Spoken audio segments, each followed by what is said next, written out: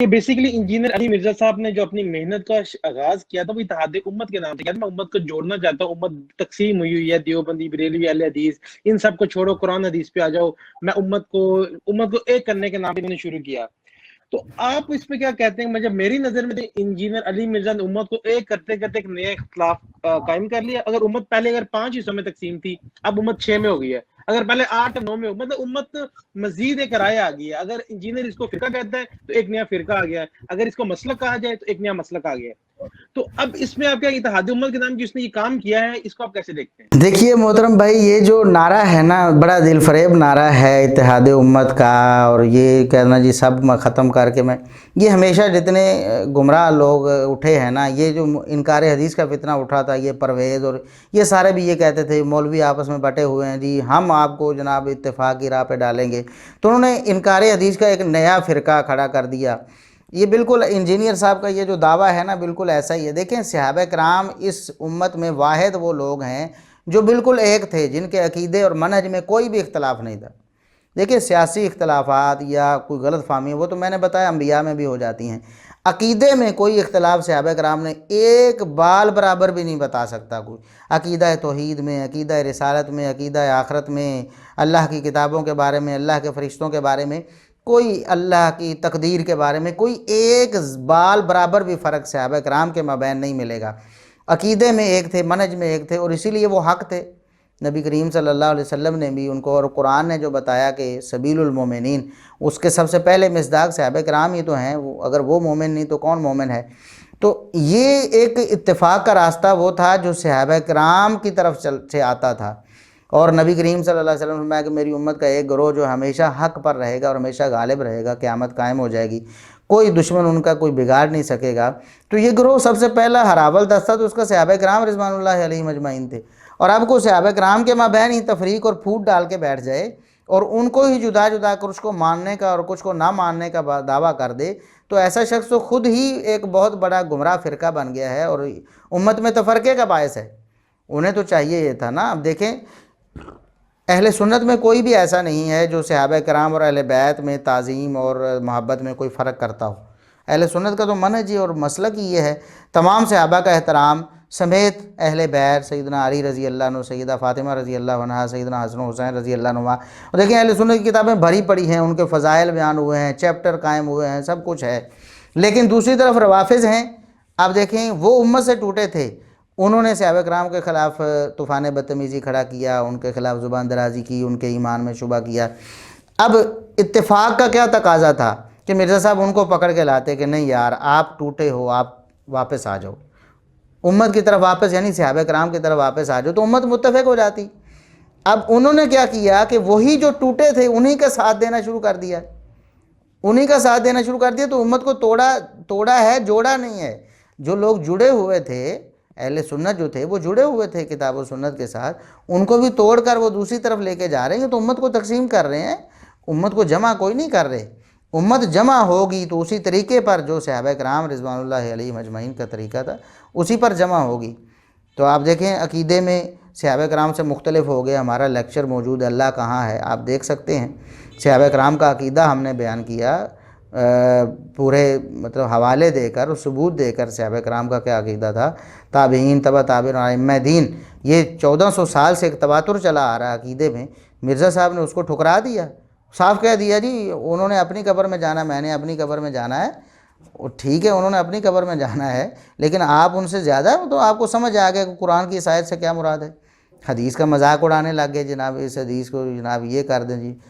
تو اس طرح یہ امت کو توڑ رہے ہیں، یہ جوڑ نہیں رہے. امت تو کتاب و سنت سے جڑے گی اور سلف صالحین پر جڑے گی ہمیشہ.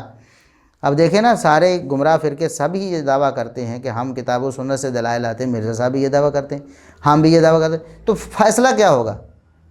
جس کا جو دل چاہے وہ دلیلیں بناتا رہے. فیصلہ تو صحابہ کرام پر ہوگا کہ جو آپ نے سمجھا اور جو ہم نے سمجھا ہے، صحابہ کرام کے موافق کون ہے. کیونکہ اللہ رب العزت نے قرآن کریم میں صحابہ کرام کو معیار حق قرار دیا ہے. فَإِنْ آمَنُوا بِمِثْلِ مَا آمَنْتُمْ بِهِ فَقَدِ اهْتَدَوْا. اے نبی کے صحابہ، اگر لوگ تمہاری طرح ایمان لائیں گے تب ہدایت پر ہوں گے، اور اگر تمہاری راہ سے وہ ہٹ گئے، تمہارے منہج سے پیچھے ہٹ گئے، تو فَإِنَّمَا هُمْ فِي شِقَاقٍ، وہ گمراہی میں رہیں گے. تو مرزا صاحب آپ نے تو وہ بنیاد ہی ڈھا دی ہے. وہ معیار، وہ کسوٹی، وہ ترازو جو اللہ رب العزت نے دیا اپنا ایمان تولنے کا، آپ اس ترازو کو ہی مطلب توڑنے کے درپے ہو گئے ہیں، تو پھر آپ کہاں امت کو جوڑیں گے؟ تو امت کو جوڑ نہیں رہے، وہ مزید توڑ رہے ہیں۔ اب دیکھیں نا کہ نیا کوئی وہ مطلب شوشہ چھوڑتے ہیں، کبھی کوئی چھوڑنے کی کوشش کرتے ہیں، کبھی کوئی، اور وہ خود خیال ایسے کر رہے ہیں کہ شاید میں امت کو جوڑ رہا ہوں، اور امت کو نہیں، وہ اصل میں اپنے فالورز کو جوڑ رہے ہیں۔ ہوتا یہ ہے کہ ہمیشہ یہ جو شہرت چاہنے والے لوگ ہوتے ہیں، وہ کبھی اس کے پاس چلے گئے، کبھی اس سے ملاقات کر لی، اس کے فالورز کو اپنی طرف متوجہ کر لیا، اس کے فالورز کو متوجہ کر لیا، کبھی جواد نقوی صاحب کے پاس چلے گئے، شیعوں کو اپنی طرف راغب کر لیا۔ شیعہ تو ویسے ہی راغب ہیں، کیونکہ یہ صحابہ کرام کی توہین و تنقید کرتے ہیں، وہ اس پر خوش ہیں، اور 95% بلکہ اس سے بھی زیادہ ان کی جو آڈینس ہے مرزا صاحب کی، وہ روافظ ہیں۔ آپ نیچے کمنٹس میں دیکھ لیا کیجئے، کسی بھی ویڈیو میں آپ کو پتہ چل جائے گا، یا جو لائک اور شیئر کرنے والے ہوتے ہیں، جو سبسکرائبرز ہیں، جو شاباش دینے والے ہوتے ہیں، جو تھپکیاں دے رہے ہوتے ہیں، وہ آپ کلک کر کے ان کی پروفائل پہ ذرا جایا کریں، آپ کو پتہ چل جائے گا کہ یہ کون لوگ ہیں۔ تو 95% تو ویسے ہی وہ لوگ ہیں تو جو مطلب صحابہ کرام سے ویسے ہی دشمنی رکھتے ہیں۔ میں اسی میں ایک نکتا ہے، اب ہوتا یہ کہ انجینئر علی مرزا صاحب کے نیچے میں اکثر کمنٹ کرتا ہوں، بڑا مہذب تمیز لگے انجینئر سے، میرا وہ اکثر کمنٹ ڈیلیٹ ہو جاتا ہے، لیکن ان کے کمنٹس میں صحابہ کو گالیاں ہوتی ہیں، وہ ڈیلیٹ نہیں ہوتی۔ جی ایسا ہی ہے، اور صرف یہ کمنٹس تک بات محدود نہیں ہے محترم بھائی۔ اب دیکھیں نا کتنی افسوسناک بات ہے کہ ابو بکر و عمر و عثمان رضی اللہ عنہ کو گالیاں دی جاتی ہیں، وہ ڈیلیٹ نہیں ہوتی۔ آپ کا ایک تحقیق پر مبنی ایک سوال جو ہوتا ہے کمنٹ جس کا وہ جواب نہیں دے پا رہے ہوتے، وہ ڈیلیٹ ہو جاتا ہے۔ اسی طرح ہماری ویڈیوز پہ انہوں نے کاپی رائٹ کلیم کیے، ہمارا یوٹیوب چینل بند کروایا پہلے، جو اہل سنت پاکستان کے نام پہ تھا۔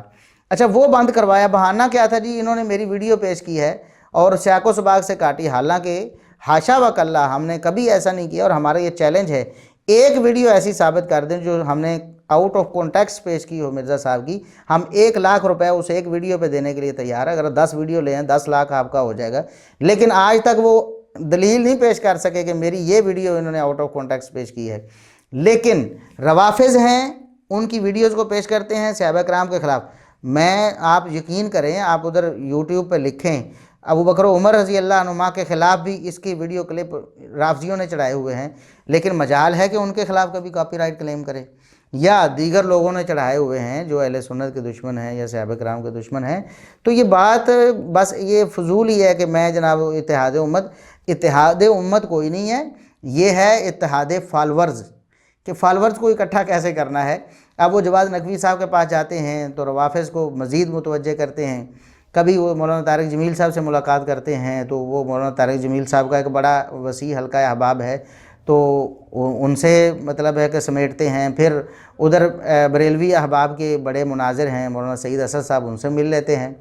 حالانکہ مولانا سعید اسد صاحب وہ صحابہ کرام کے بارے میں بہت اچھے خیالات کا مطلب اظہار کرتے ہیں، اور باقاعدہ انہوں نے مجھے پیغام بھی بھجوایا ہے کہ آپ ماشاءاللہ بڑا اچھا کام کر رہے ہیں۔ تو کوئی بھی جائے گا، اب ظاہر ہے کہ ایک مہمان ہونے کی حیثیت سے تو وہ تو کہیں گے ٹھیک ہے جی آپ تشریف لے آئیں، بیٹھیں، بات چیت کریں۔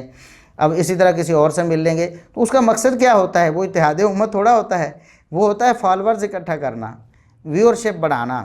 دیکھیں اگر ہم بھی ایسا کریں، مثال کے طور پر کسی ایسی بڑی پرسنالٹی ملیں تو ظاہر ہے اس سے فائدہ تو ہوگا، حتیٰ کہ مطلب عام لوگوں سے بھی ملیں۔ مثال کے طور پر میں آپ کے مطلب ہے کہ پلیٹ فارم پہ موجود ہوں، ظاہر ہے کئی ایسے لوگ جو پہلے مطلب میرے سے متعارف نہیں ہوں گے، آپ سے متعارف ہیں تو وہ میرے سے متعارف ہو جائیں گے، اور میری وجہ سے کئی لوگ آپ سے متعارف ہو جائیں گے، تو ایسے ہوتا ہے۔ لیکن ایک بڑی پرسنالٹی سے ملیں گے تو زیادہ اثر ہوگا۔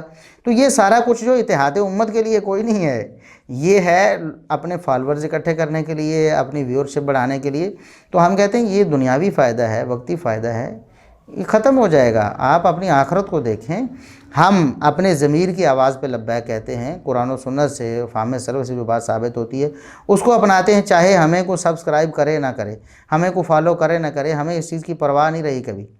اور ہم کہتے ہیں ہمارا چینل بند کروا دیا، کوئی بات نہیں، ہم نے نیا بنا لیا، الحمدللہ اس سے زیادہ وہ کام کر رہا ہے، یہ بند ہو جائے گا ہم پھر اور نیا بنا لیں گے۔ ہماری آواز بس لوگوں تک پہنچتی رہے، قرآن و سنت سے جو حق بات ہے وہ لوگوں تک پہنچتی رہے، بس ہمارا یہ مشن ہے۔ اللہ تعالیٰ یہ قبول فرمائے۔